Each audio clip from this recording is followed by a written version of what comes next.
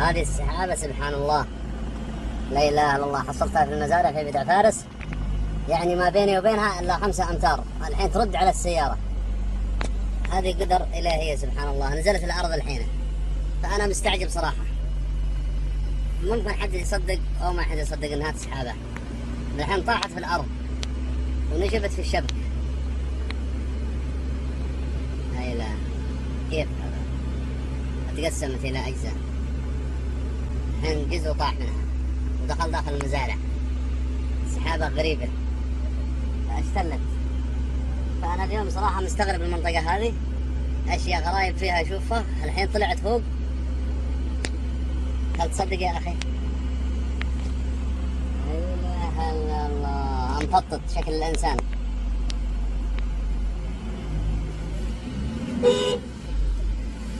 فوق الحين بصور هذا.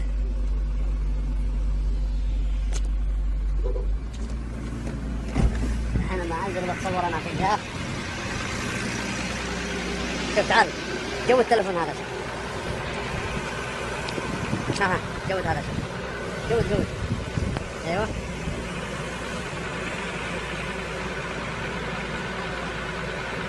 شوف هنا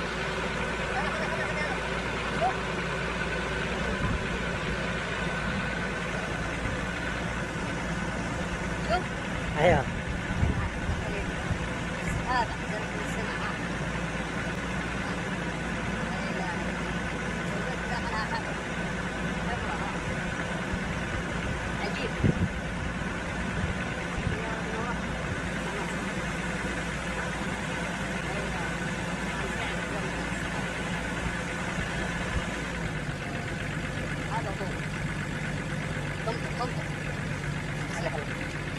شكرا يا رفيق، شكرا.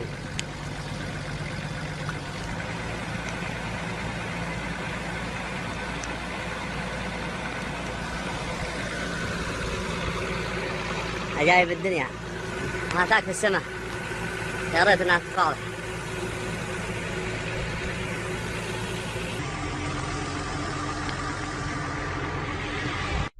Hi everyone, welcome back to Skywatch Media News. This is the final week of June 2017. Have you heard the latest news from the scientific community? Astrophysicists from the University of Arizona have compelling evidence which suggests that a planetary object with a Mars-to-Earth mass is most likely lurking in the solar system. This object would be much closer than the so-called Planet 9, which is still awaiting confirmation from astronomers. The orbital body has given away its presence by observations which show that it is presently controlling the orbital plane of the Kuiper Belt in the outer regions of our solar system. The Kuiper Belt lies beyond the orbit of Neptune, where a host of icy bodies and dwarf planets dwell. So the unseen mass would have to be equivalent to the mass of Mars or Earth to be capable of warping the orbital plane of the outer solar system. According to calculations, an object with the mass of Mars or Earth orbiting roughly 60 AU from the Sun, or an orbit that is tilted by 8 degrees to the plane of the known planets, would have the required gravitational influence to warp the orbital plane of the outer solar system. An AU in astronomical terms is the equivalent of approximately 95 million miles, the distance from the Earth to the Sun. So take 60 and multiply it by the 95 million, and you can see just how many miles from the Sun we are talking about here. And yet this object has the capability of warping the orbital plane of the belt for as far as 10 AU on either side. And then we are talking about something quite extraordinary here. We continue to get information in bits and pieces from the scientific community pertaining to new discoveries in our solar system. Every few months we get announcements from NASA and other space organizations that new planets and star systems have been discovered in our backyard. If there is something of significant importance to tell the world, then the disclosure must be slow and precise as a means to get out in front of the story before it becomes too obvious to the watchful eye. For decades, the public has been told that there is nothing out there. There is no Planet X or any other rogue planet that exists in our solar system. That is what they told us, and they made sure that the media reported in the same manner. But everything has changed now. They can no longer control what is happening. As things become more obvious to the public, then the truth can no longer be kept in the dark. So expect more announcements from NASA very soon, as things are really getting serious. They know it, we know it, and time has a way of revealing all things. There is a lot of anticipation for the big event that will happen later this summer. On August 21st, a major solar eclipse will pass over half of the planet. But the interesting details of this particular eclipse is that the path of its totality will bring total darkness to only one country, the United States. Solar eclipses have long been considered as harbingers of disasters for the Gentile nations. For those of you who follow the words of Scripture, this particular passage may hold great meaning in correlation to the upcoming eclipse. Now, I am not an interpreter of the spoken word, but if you study these words carefully, you may notice that the timing of this passage appears to be quite concise. So what is the correlation between this passage of Scripture and the major solar eclipse of 2017? There is something unprecedented and extraordinary that will take place on August 21st. When the sun rises on this date in the United States, it will do so in total darkness. So that you may understand, the sun will be totally dark when it rises above the horizon on that date. This event would then relate to the ending verses of the passage in Isaiah, an exact correlation if the event happens as anticipated. If the scripture holds any meaning to you, then this eclipse would have to be the one that occurs prior to the actual day of the Lord, which will happen during the Feast of Trumpets in September. It cannot be interpreted any other way. Now, if anyone has any doubts about the significance of this solar event, then take a look at how this event will play out. This map indicates the precise route of this major summer event. As you can see, it will cross over the heartland of the United States from the northwest to the southeast.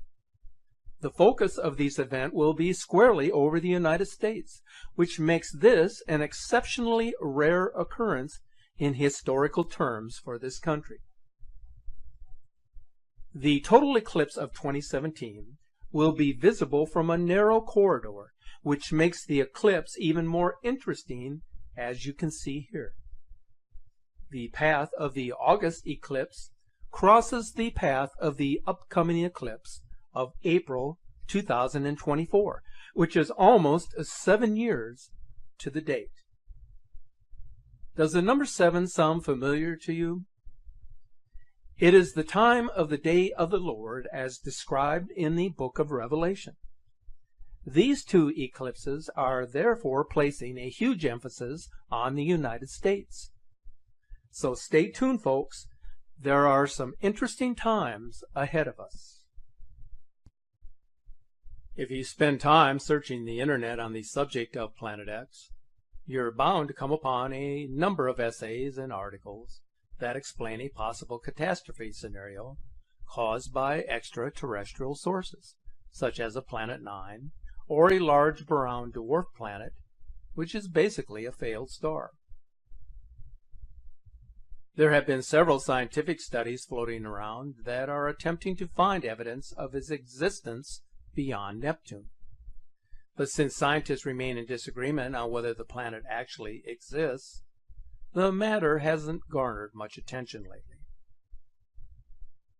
So the theory of a Planet 9 may have gone silent in the short term, But the notion that something is out there lurking in our solar system is still very much alive. After all, something is affecting the entire solar system and potentially threatening our planet. And so an explanation must be forthcoming. It is very likely that scientists have been playing a game of deceit when they talk about Planet 9. Depending on who is conducting the study, the planet is either very real and it is creating a warp pull in the solar system, or it is still a hypothetical planet. So how can both be true?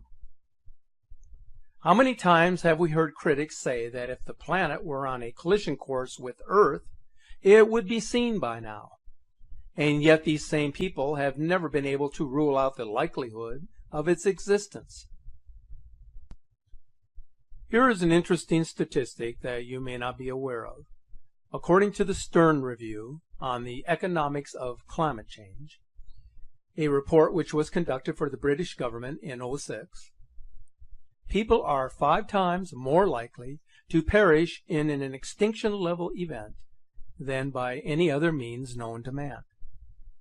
Therefore, the risk of human extinction due to a major calamity, whether that be man-made, natural, or extraterrestrial, could be much higher than anyone would have ever imagined.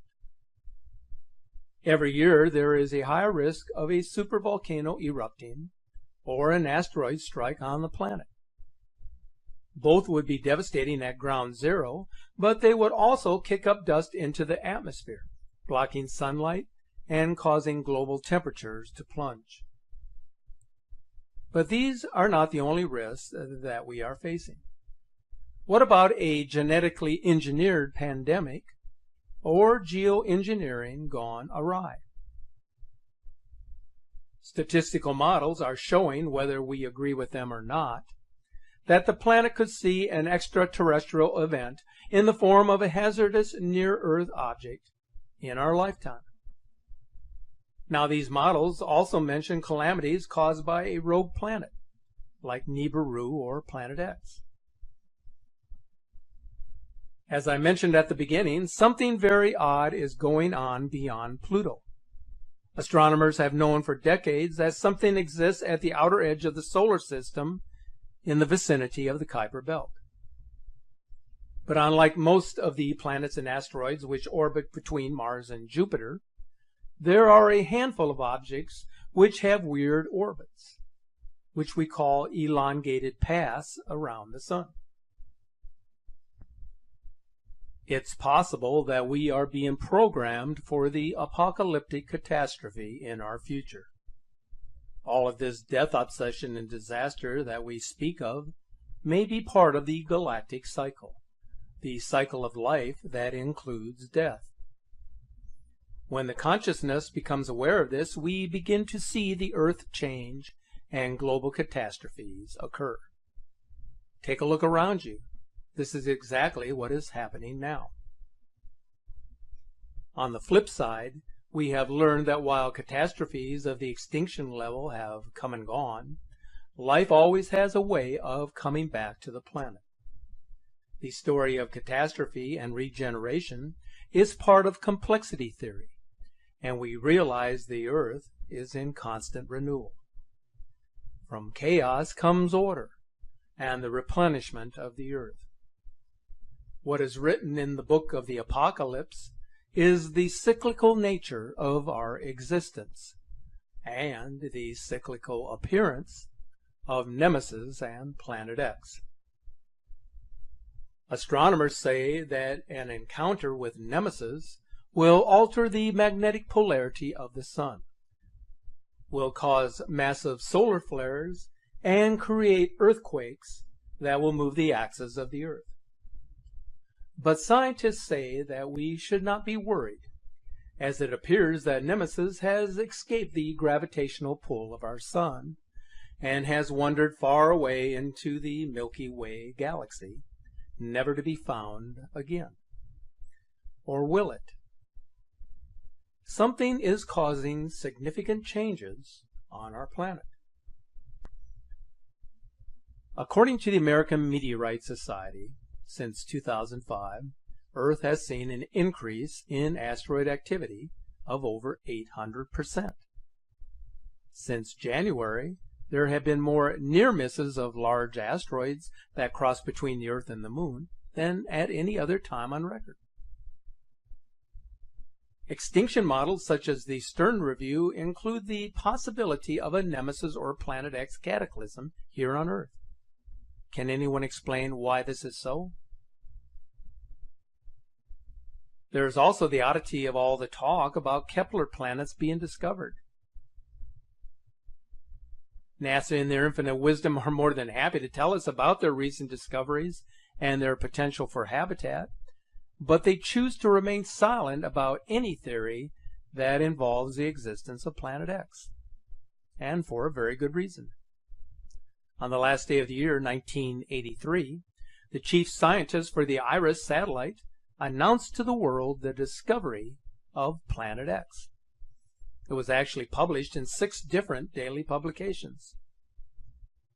Shortly thereafter, the media controllers clamped down on that story and forced the establishment to retract their announcement. In other words, the planet went silent. Since that time, the controllers have concocted simplistic stories to explain away the report of the perturbations of the outer planets that led to the discovery in the first place. It was all a misunderstanding.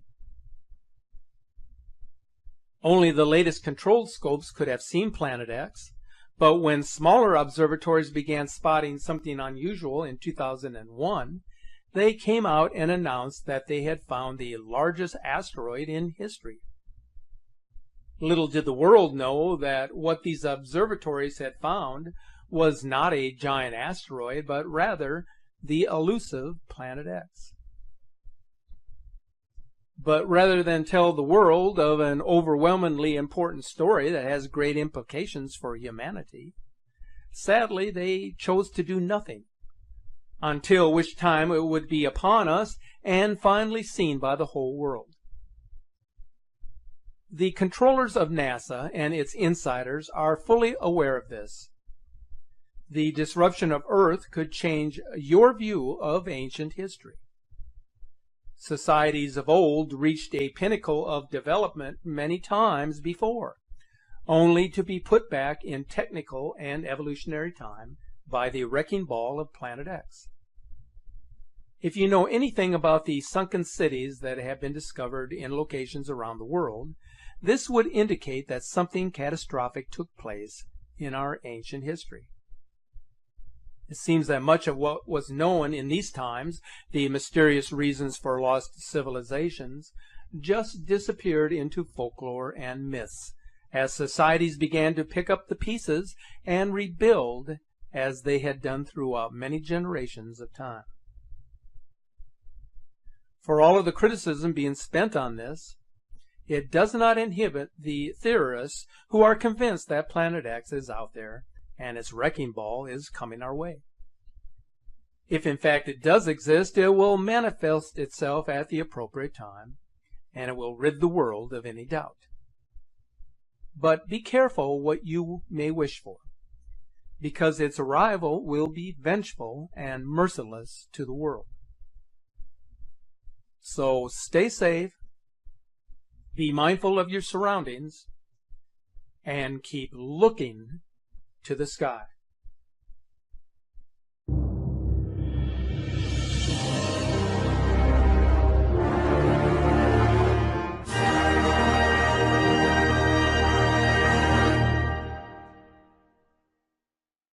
Greetings, this is Indian in the Machine, transmitting this message from Peru.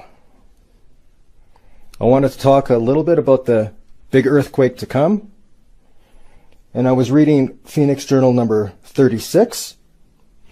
And some of the earthquake information is scattered throughout many of the Phoenix journals.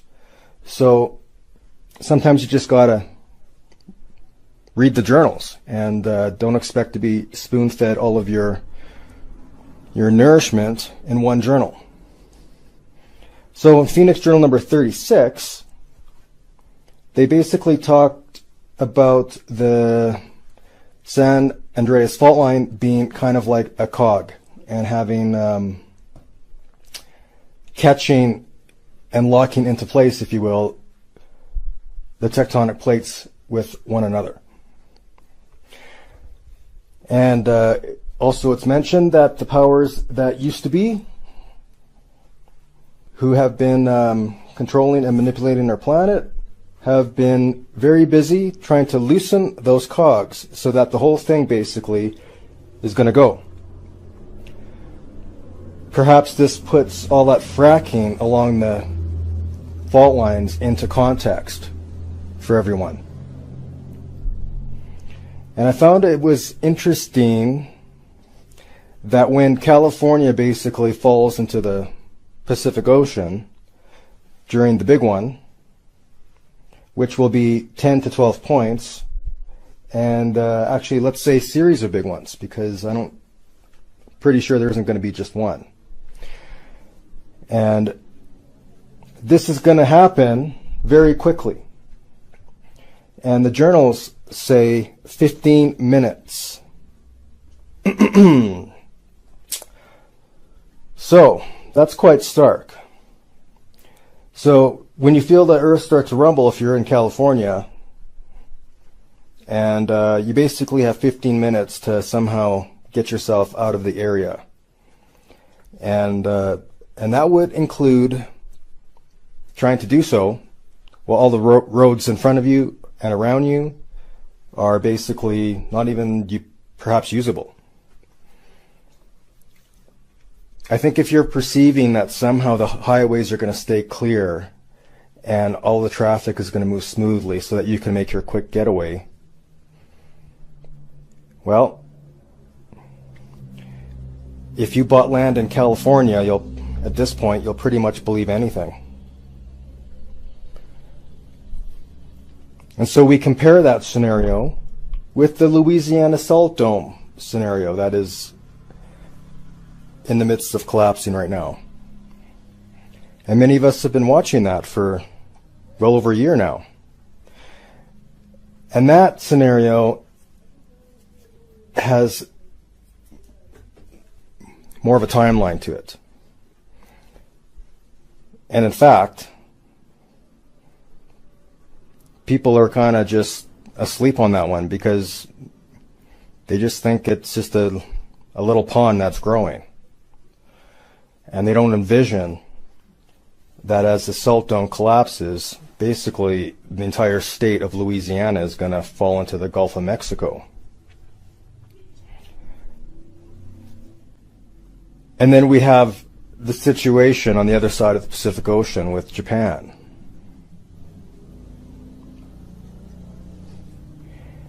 And Japan is basically on the edge of a huge trench. And many geologists also are saying basically Japan's going to be falling into the ocean too. So there are other triggers as well. And my point being is that you're not going to necessarily know which one. But if it is the California one, don't expect that the warning is going to be sufficient to get a person to safety. That doesn't mean that everyone in California is going to perish or anything like that, but I would say pretty much the majority. And some of the future maps of America seem to highlight the new islands of California. So if you're one of the fortunate ones to not prepare, and I don't even think those islands are going to be basically safe because you're going to have tidal waves to deal with. So my message is we're coming down to crunch time with these pending Earth changes, and whatever triggers this series of Earth changes to come, we don't know. But the time to prepare is now.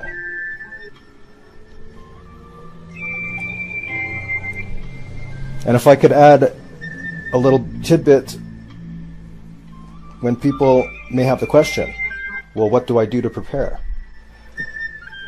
Well, everything is coming to one big convergence. We're not only dealing with earthquakes, we're dealing with volcanoes, we're dealing with fireballs, we're dealing with a pending pole shift, we're dealing with NIBIRU in our solar system, we're dealing with a shift of basically everything. So if you want to prepare, basically you got to turn to God and quit turning your back to God and saying, God, show me proof that you exist so that I can turn to you, because that's pretty much not how it works. And then when you are able to turn to God and stand in God's presence without cowering away, then you were able to perceive your guidance.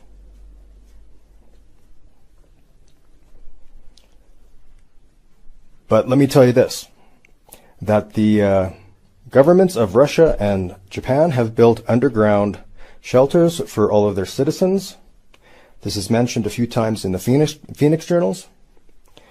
And most people in America are content to watch their TVs in their plastic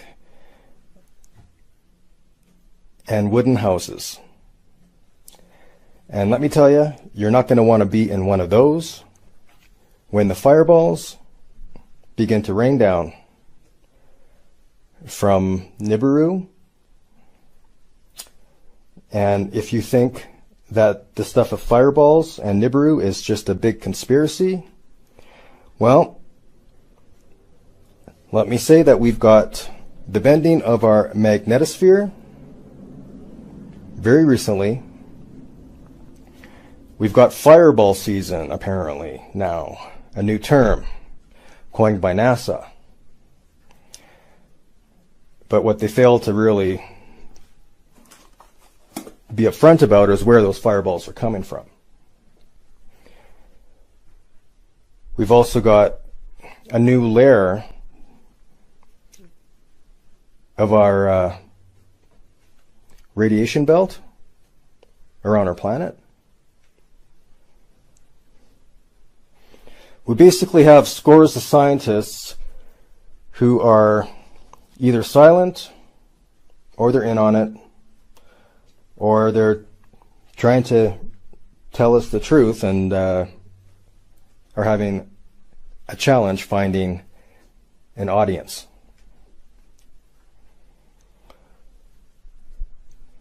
And so, to prepare physically may require basically $300 worth of materials and digging a hole in the ground and covering it with basically earth. If you remember the time of Noah, that was a cleansing by water. This time, we're being cleansed by fire. And so we don't have to dig an ark. We basically need to dig a hole and cover it with earth. And this message will find you with very few days to do so. And it's not like this message hasn't been attempted to, it's not like this message hasn't been available, because even the Phoenix journals have been available for a long time. 26 years, they've been coming out. So that's my message. You can expect the earth changes. You can expect the convergence of the changes of everything, basically. all life as we know it is going through a transformation, and that includes us. As our planet is birthed into a golden age, we're in the contractions right now. And yep, there might be a little bit of pain and discomfort, but then new life is birthed.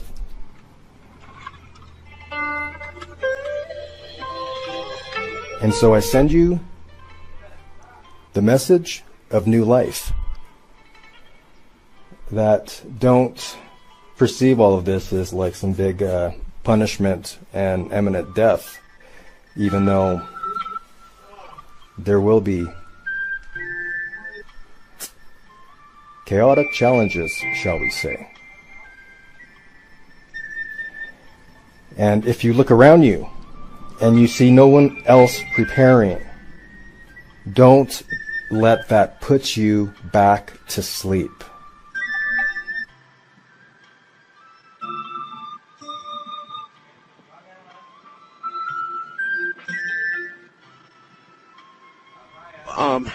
We have the North Pole and the South Pole. And we've always known it that way. North Pole's north, South Pole's south.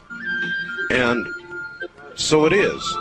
But it may not have been that way forever, and there is significant scientific evidence, perhaps even conclusive, that there have been prior polar shifts. In other words, where north goes south, south goes north, right? That's right. Now, absolutely. Now, how many times in our Earth's history do we think this has occurred? Well, it depends on the experts you look at, but from what we can gather, probably 7 to 8 times. They're just, I think partially they're guessing because of records, but it has happened a considerable number of times. From a biblical perspective, there is at least probably 2. I believe there was one before the creation of Adam and Eve that you'll find in Genesis. And then it appears as though when the time of Noah's flood came, that also may have incorporated at least a partial polar shift, if not a total one.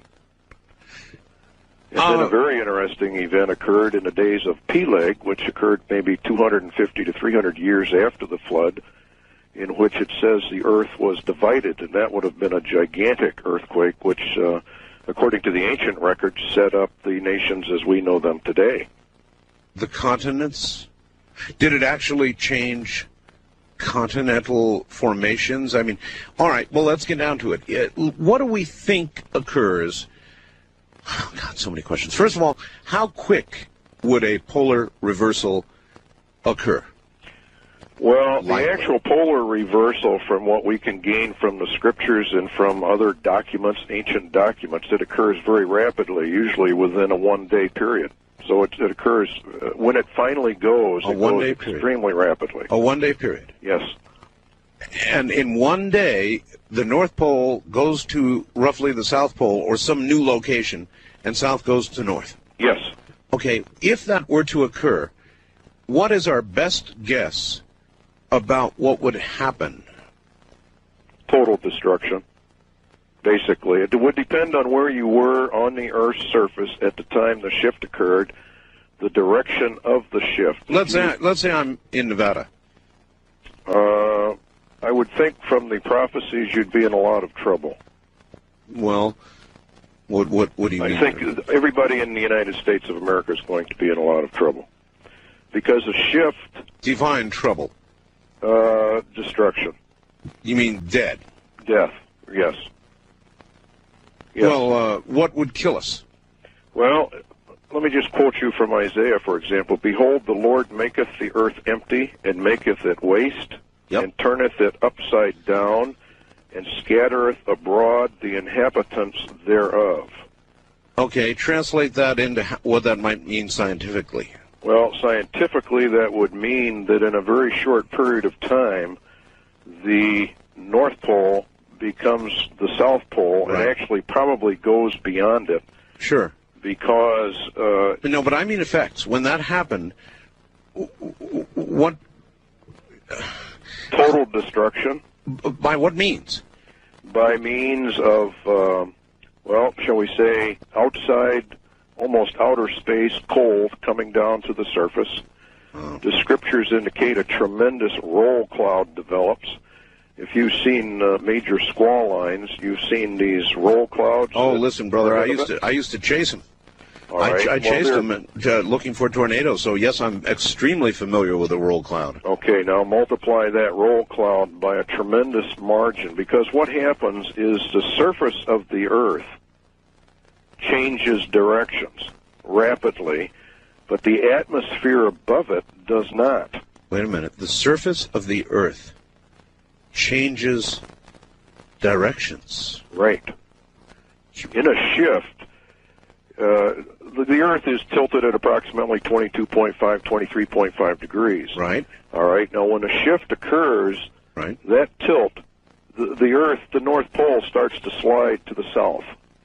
Now, as it slides to the south, it is fairly solid, so the crustal part of the Earth just simply slides. But the Earth, or the atmosphere, does not catch up with it. It doesn't just move with it. Oh, my God. You know, I once had somebody on here talking about polar shift, and he said there would be 800-mile-per-hour winds. Oh, I would think probably at least that, probably even more. And so, if I just heard you correctly, you're saying the Earth's surface would move, but the atmosphere wouldn't. The net effect, though, would be atmosphere moving by us, or us actually, it wouldn't make any difference. The net effect would be stupendous winds. Yes. Yes. In fact, the atmosphere would actually begin to roll back as the surface of the Earth accelerates in the shift. My. Because the atmosphere cannot keep up with it. It begins to roll back, and it creates a huge vacuum area. For the first time, I understand this. And then air from the outer space comes down because it's super cold, and you have instant freeze of anything that happened to be there that would... I take it you mean actually upper atmosphere, Yes. the very thinner, very cold upper atmosphere. Yes. Anybody who's ever been in an airplane, one of the recent 747s, when you look at the outside temperature and you're only at like 40,000 feet, the outside temperature is like minus 80, minus 90 degrees typically. Yeah, it gets pretty chilly up there. Just that far up. So further up in the atmosphere, of course, it's if that were to suddenly come down... Well, you have instant freeze, which probably explains the findings in Siberia and whatnot. You mean the vegetation in the woolly mammoths? Yes. Yes. Instant freeze. They were quick frozen in a split second. The only thing that would do that is super cold air approaching, because of wind chill factors. And it would have to be very fast. Oh, instantaneous. They would never know what hit them. Nobody would know what hit them.